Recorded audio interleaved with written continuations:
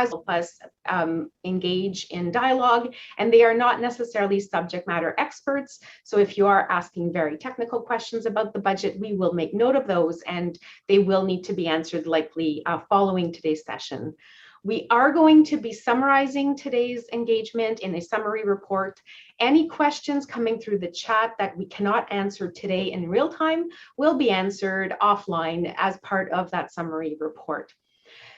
So we do hope that we can all engage in a positive and constructive way this afternoon. We acknowledge that there are diverging opinions and we welcome all perspectives. We simply ask that we do so in a manner that creates a space that we all want to be part of and that really fosters good, healthy dialogue and engagement. Donc, nous espérons que nous pourrons tous nous engager de manière très positive et constructive cet après-midi. Nous reconnaissons qu'il existe des opinions divergentes et nous accueillons toutes les perspectives cet après-midi. Nous demandons simplement que nous le faisions d'une manière qui crée un espace dont nous voulons tous faire partie et qui favorise le dialogue et l'engagement de tous. And so just to give you a quick orientation on the Zoom tool, just to make sure that everyone can engage with us this afternoon, you will see at the bottom of your screen that there is the mute and microphone function. So this is how you will engage with us. You can also start and stop your video. And so at the time when this will become open to all outside of the webinar format, we will be able to open that up for everyone. If you'd wish to see who is with us today, you can click on the participant tab, which will provide you with that list. And the chat function, if you want to click on that now, it will open the chat dialog and it will offer you the opportunity to dialogue with us. So please feel free at this time, if you wish, to just say hello through the chat and practice that with me. So just take a moment, open up the chat, and if you can just say hello or, you know, a brief comment, I'll give you a moment to do that.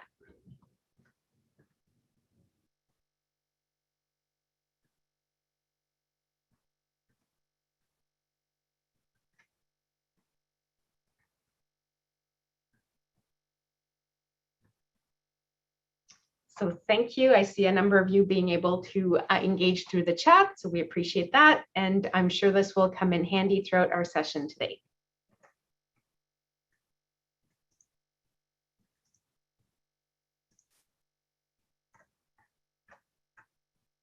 All right, so before we get started, we would like to invite you to participate in a poll.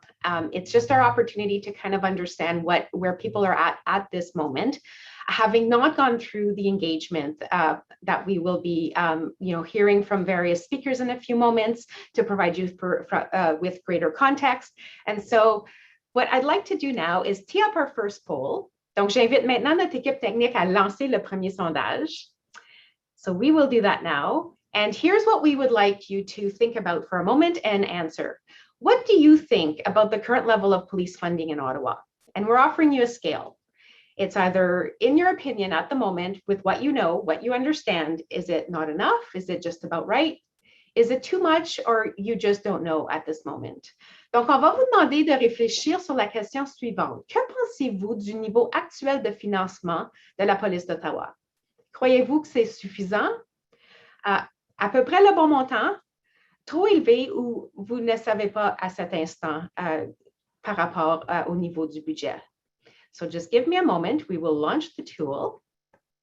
So you should be seeing a poll in front of you at the moment, and I invite you to answer to the best of your ability.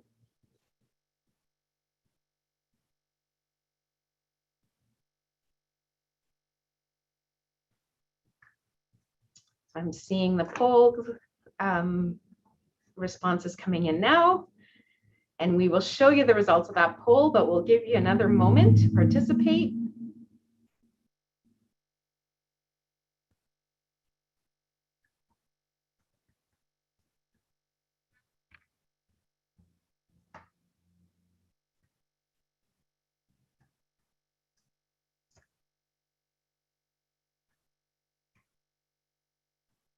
I'll just give everyone another few seconds. Donc, merci à tout le monde qui participe. On va vous donner un autre instant. I'm still seeing some responses coming in now.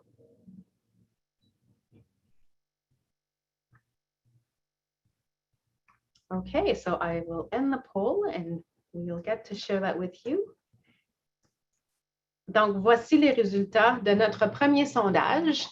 So we see here that about 33% feel that the current budget is not sufficient. 4% feel that it's just about right. 56% are sharing that it's too much, and 7% just simply don't know. So again, just a good way to kind of get a sense of where we are in terms of our understanding of the current budget, where the priorities should and could be set. So what we are hoping is that throughout the 3-hour session today, that you have an opportunity to learn a little bit more about the budget process, the context, and hopefully at the end of the session, you will have learned something that will allow you to look at this poll once again and maybe have a different or more informed position on the Ottawa Police budget. Donc, à la fin de la session, on va vous demander la même question.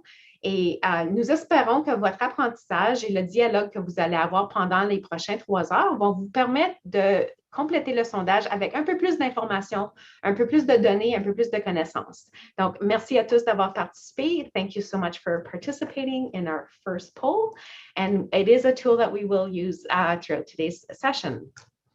So our first segment for this afternoon is to provide you with that important context that will inform our dialogue about the 2022 budget. It will be followed by a period of questions and answers. And so we invite you, as the presenters are sharing the information they want to provide with to you this afternoon, in the chat, please very actively ask us your questions, because we will be compiling that and then opening up the floor for a question and answer period. And so feel free to start those questions as soon as we get started. As I mentioned, if we can't get to some of your questions today, we will do so in the summary report.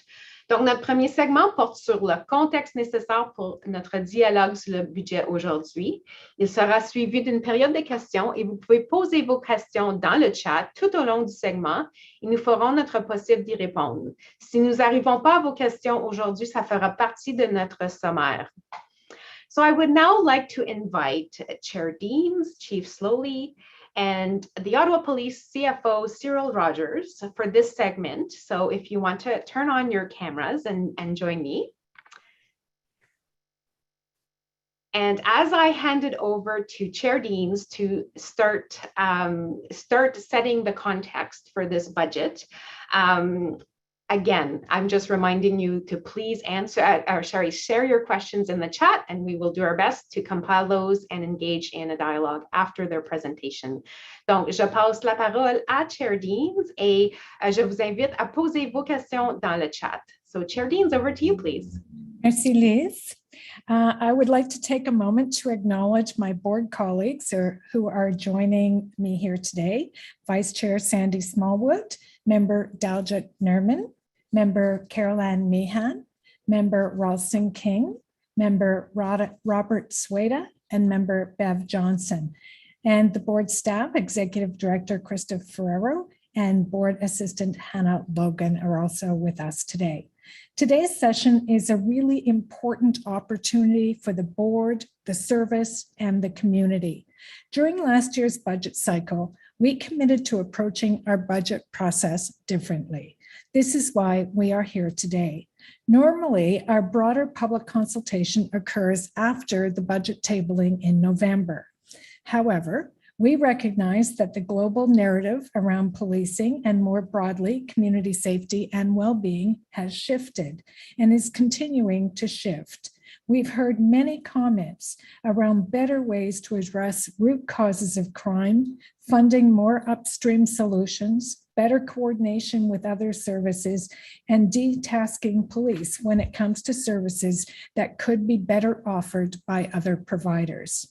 We knew we needed to create an opportunity much sooner in our budget process to hear from residents on their specific priorities, ideas, and suggestions for funding of the Ottawa Police Service in 2022. We sincerely value the time you are spending with us today and the feedback you will provide. My commitment to you is that we will listen to and seriously consider all of the varied feedback that we receive from you, both here and through our other consultation efforts. Our task is to establish a budget that strikes the right balance, taking into consideration competing perspectives. First and foremost, we do not have a one-size-fits-all community. There are many voices that make up this community and many different expectations when it comes to policing. Some residents have told us they would like to remove police from the community safety and well-being equation, and that they themselves have either witnessed or been victims of harm caused by policing. Others have told us they would like more policing, whether it be to address hate crimes, traffic enforcement, neighborhood level issues, or violent crime. And then we have residents who fit somewhere along this spectrum of opposing opinions. I also want to note that under provincial legislation, our board is responsible for ensuring the provision of adequate and effective policing services in the City of Ottawa. We are the employer of the Ottawa Police Service. Therefore, in addition to our consultation feedback, our budget development process must be informed by other inputs, such as our legislative requirements, the costs of inflation, staffing projections, crime data, and the result of our collective bargaining processes, to name a few. There is a certain amount of base funding that is required to ensure we can pay for the people, equipment, and buildings we need to fulfill our legislative requirements. We need to strike a balance that ensures responsible spending of taxpayers' dollars and a thoughtful analysis of where we need to invest, divest, or maintain funding in order to ensure the continued provision of progressive and professional policing services. Today is the start of a longer and much needed community dialogue about how Ottawa residents from all walks of life want, need, and expect to be served by the Ottawa Police Service. And here, I personally place the emphasis on the term service, which is at the core of the dialogue. We have a long journey ahead of us to get it right and to restore relationships and trust. We won't solve everything at this event or possibly even with this budget cycle, but I do hope that our commitments to change and to engage with the community differently than we have in the past will set us on the right path. I look forward to our discussions this evening, as well as ongoing conversations around how this board and service can effectively contribute to better policing and improve community safety and wellness for all. Thank you again for being here. I'll now turn things over to Chief Slowly for his opening remarks. Thank you, Chair Deans. Merci beaucoup. Bonjour à tous. Chair, thank you for the opportunity for the service to support the board's consultation process around the budget. I agree with you. This is an unprecedented effort on behalf of the board to significantly increase the purity and the quality of the consultation process for such an important decision that the board has. Like you, we will be very interested in hearing and learning from this session and all the other sessions that are planned. It includes a survey that is already out in the public. It includes other opportunities for small group sessions with demographic and issues-based organizations, direct consultations with service providers, particularly service providers who represent communities that are often most in need of and least trustful of policing. So it's a great opportunity that you and the board have presented, and we'll do our very best to support that. Special thanks to Grandmother Irene for your prayers and your song, and I join you in condolences and grief for the loss of a great leader in Grand Chief Boutre. Thank you for referencing his name and the loss to the Algonquin people and, in fact, all Canadians. Appreciation for Lise Clement and her team. It's going to be a long session and not an easy one to facilitate. But Lise, we've seen your excellent work before, and we know you can get the best out of a group of very dedicated community people who are providing time here today. And last but not least, maybe most important to all of you from the community who have made the time to be here today, already made contributions. And again, we're looking forward to learning and hearing from you. I'm going to turn things over now to Deputy Chief Steve Bell, and Chief Financial Officer Cyril Rogers, who will walk you through a brief overview of the budget itself. And then we'll head back over to Lise for the facilitated session. Merci beaucoup, Chair Deans. Thank you. Cyril and Steve, over to you.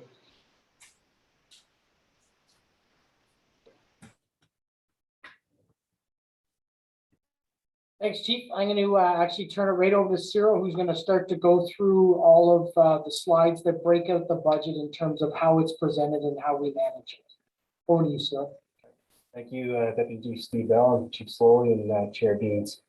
So the next couple of slides is just some information to kind of set the context in terms of the complexity that we go through as a budget team to build our annual budget and kind of set the landscape in terms of the municipality of the City of Ottawa.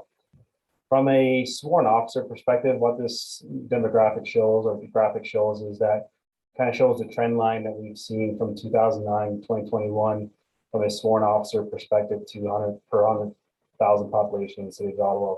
We know the City of Ottawa is a growing city. We're over 1 million people, continues to grow, and the outlook plan for the city is future growth and further growth as well.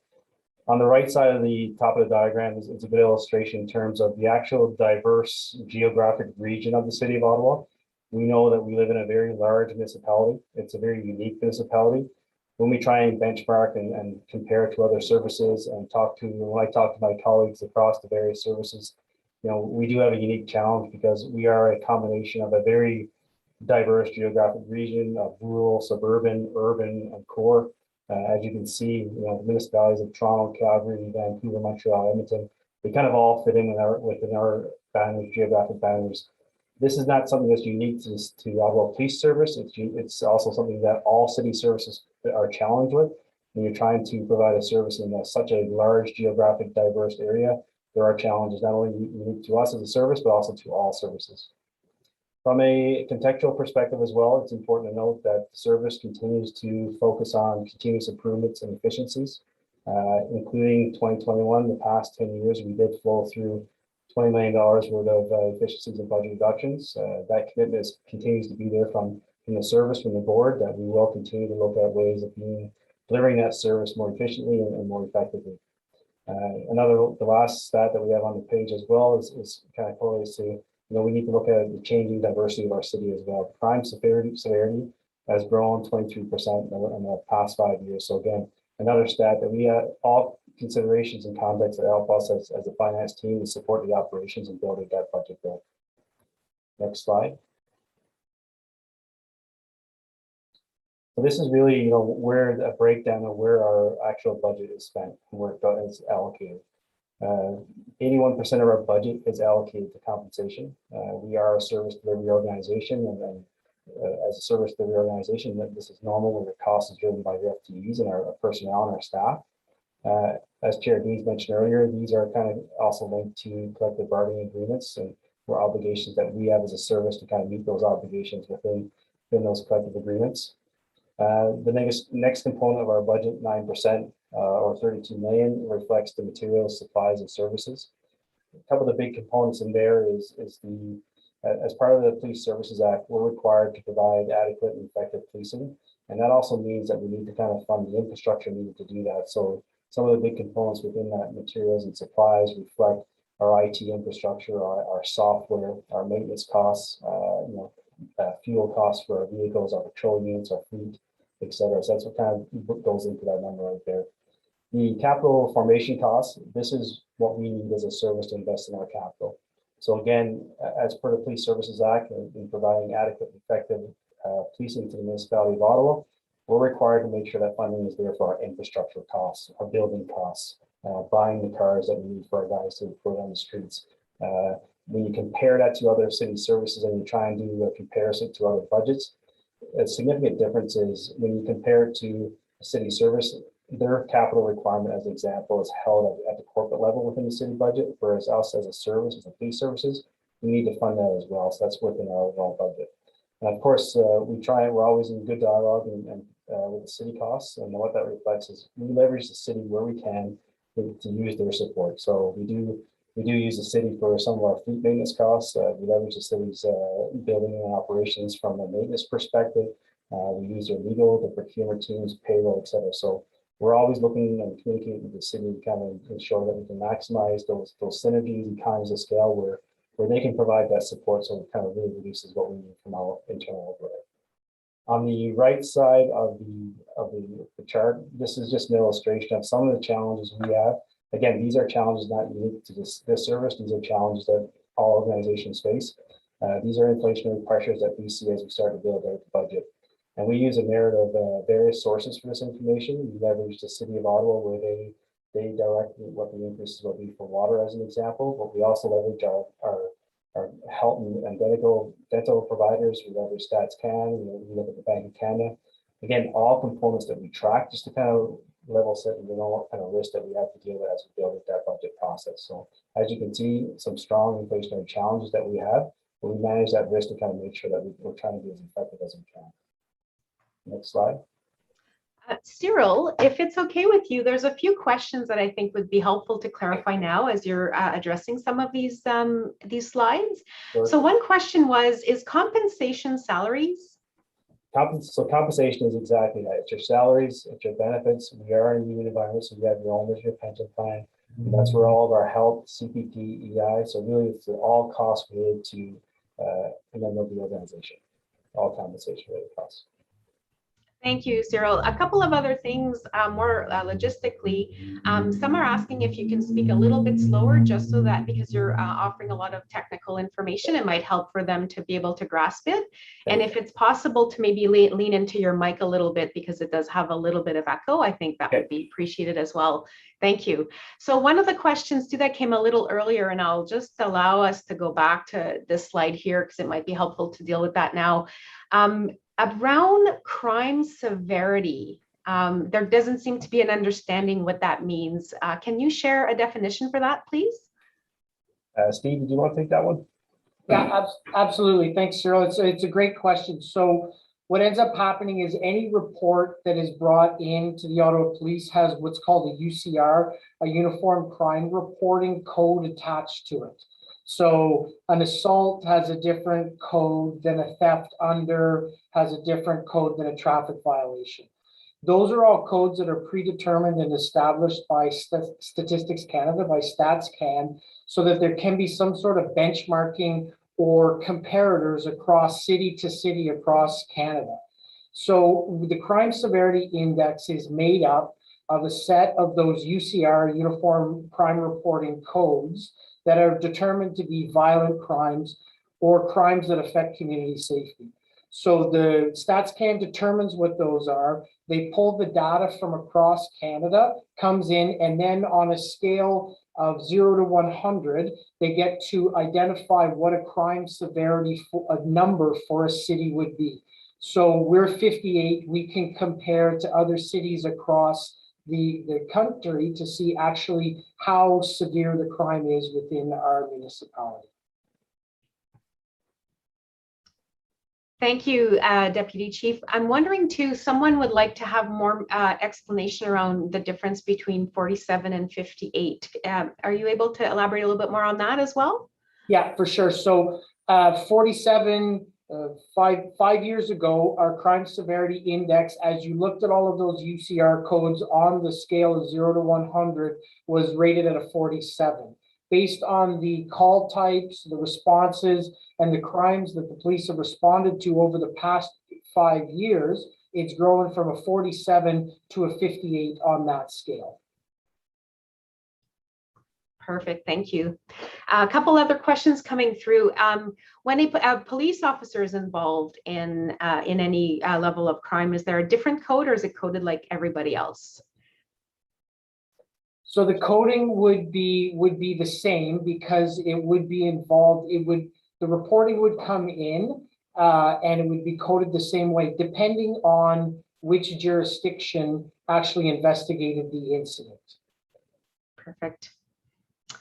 And someone's asking if, can you share these statistics or the stats on the codes with us? Is there a place where the public can go and get information on these codes?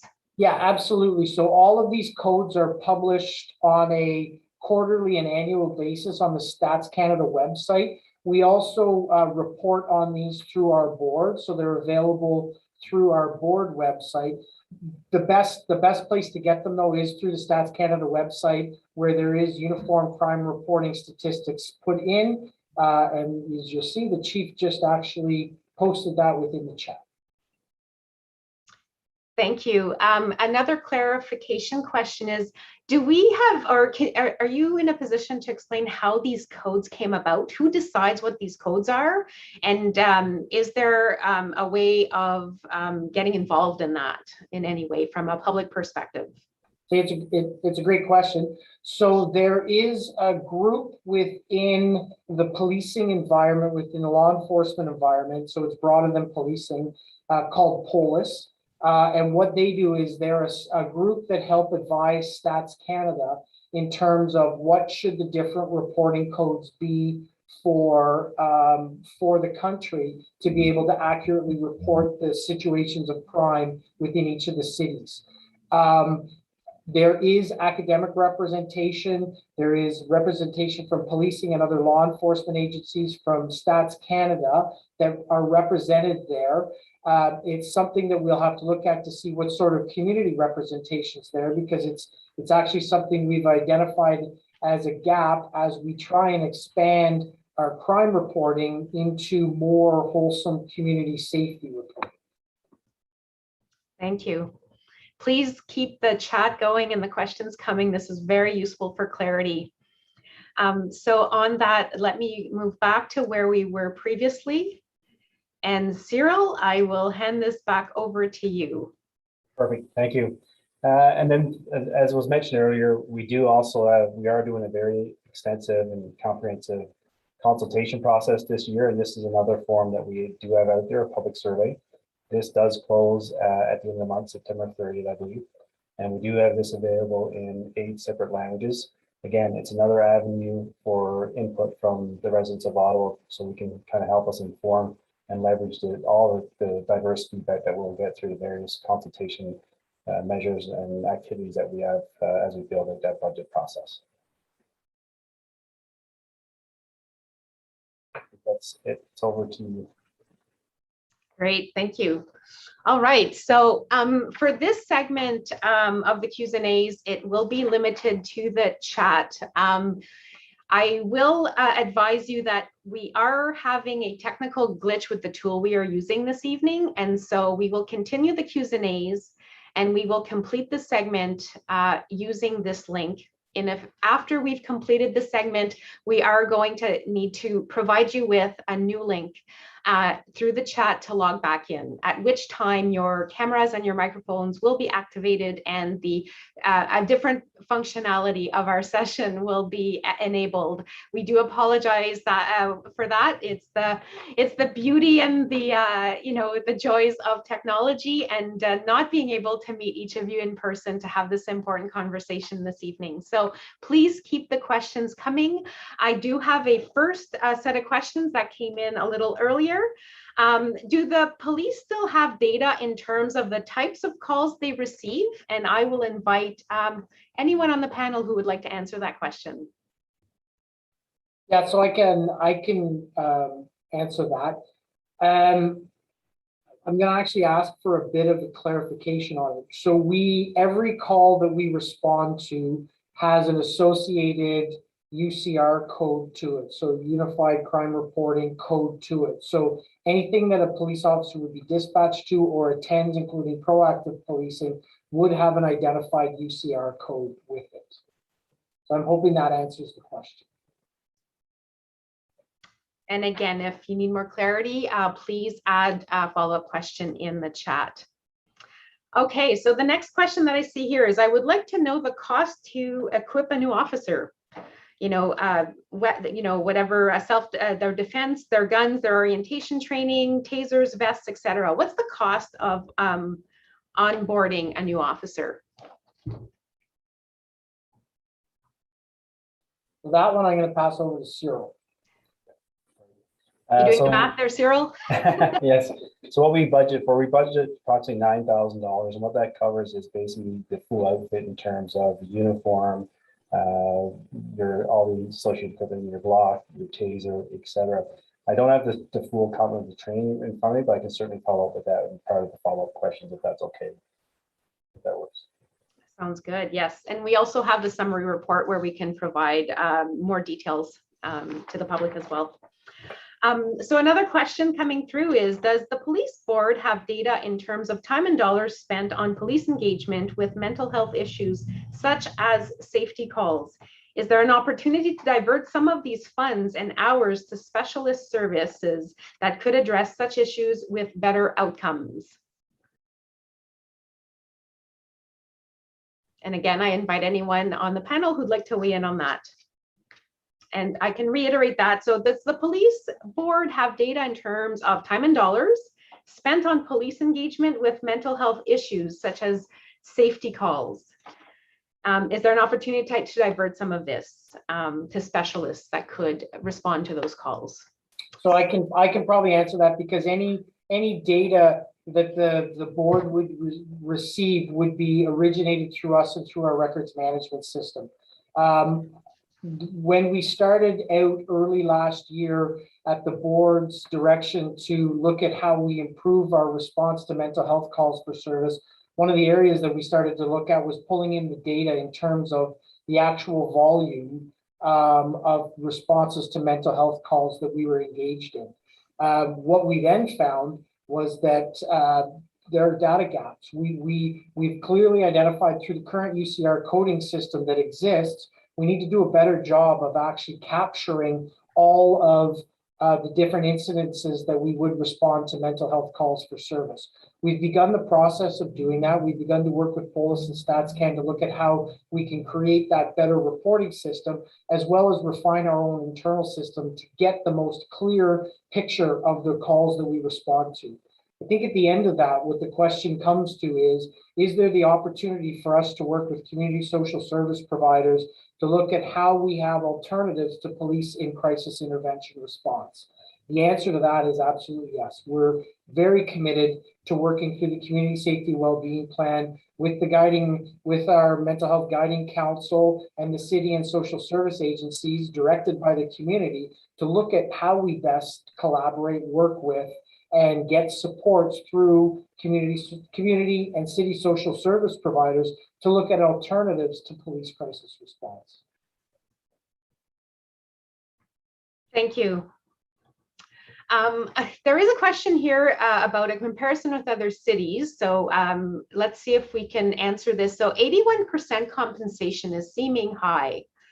How does that compare to other cities? Are we in that ballpark with them, or is this different from what we're seeing elsewhere? Does anyone have any comparative data around that?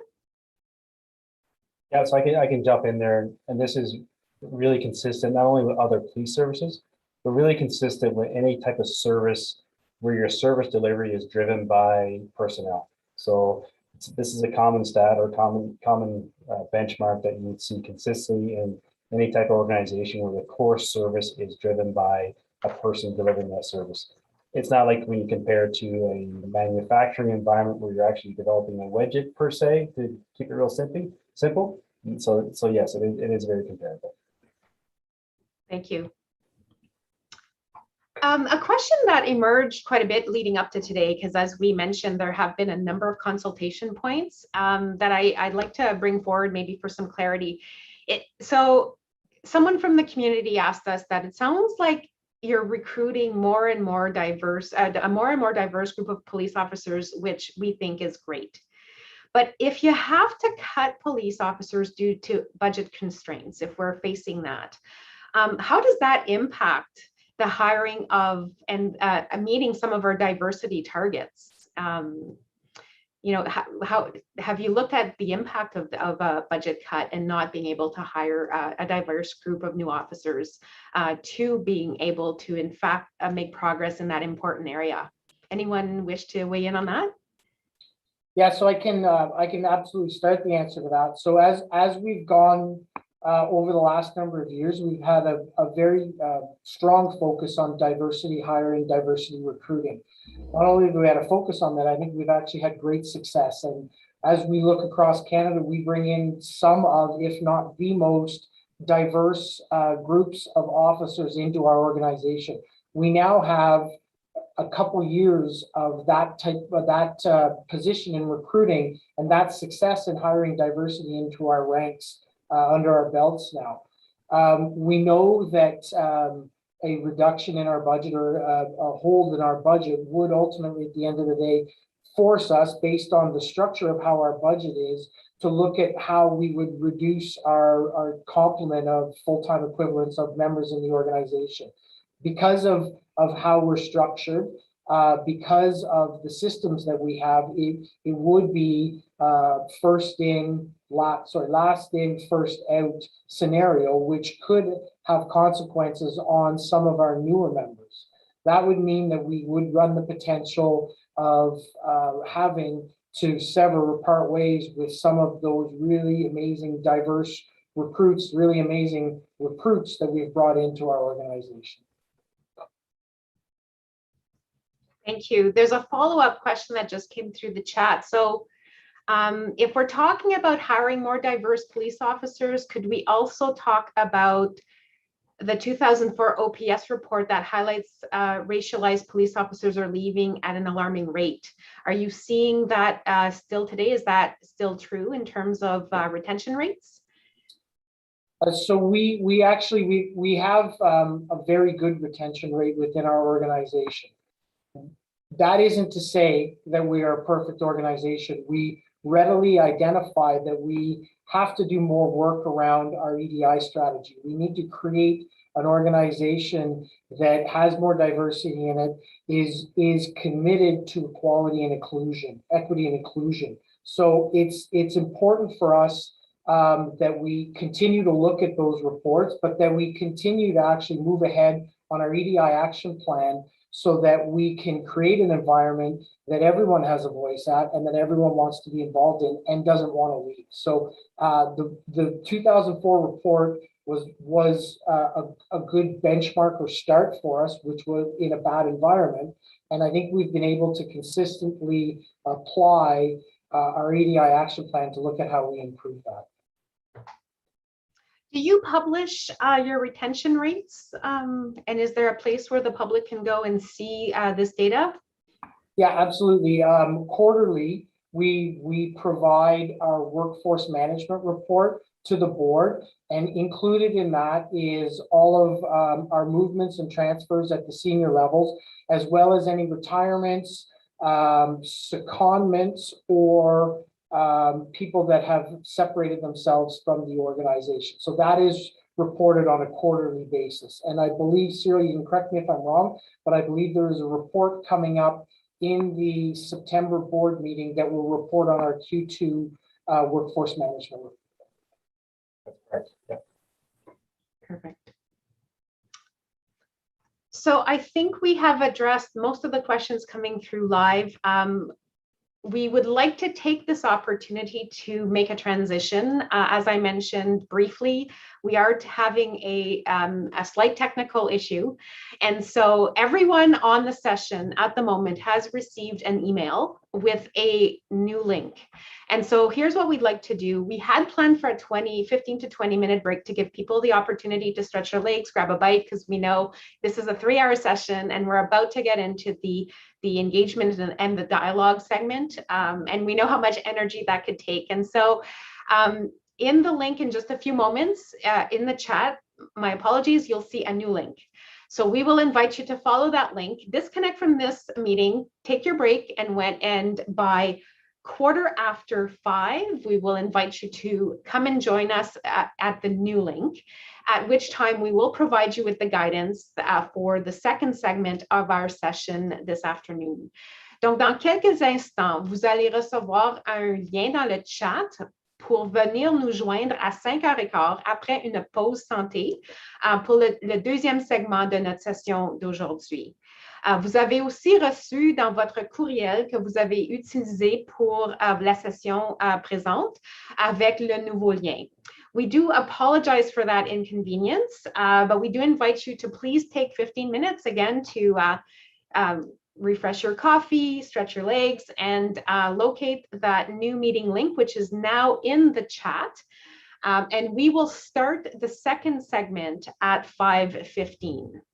So I will keep this open for a few minutes if anyone has questions for the chat, but for those of you who are ready to go, we will invite you to log off and join us at the new link, and the session will resume at 5:15.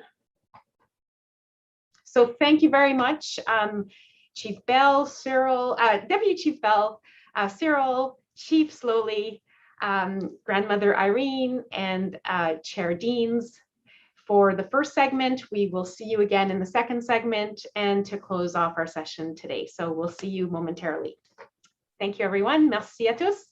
Et vous pouvez continuer à poster vos questions en même temps. On va garder le lien ouvert pour un autre 5 à 10 minutes. We will keep the chat open and this line open as people transition. So please, if you have questions, you can continue to post them in this chat. We'll see you soon.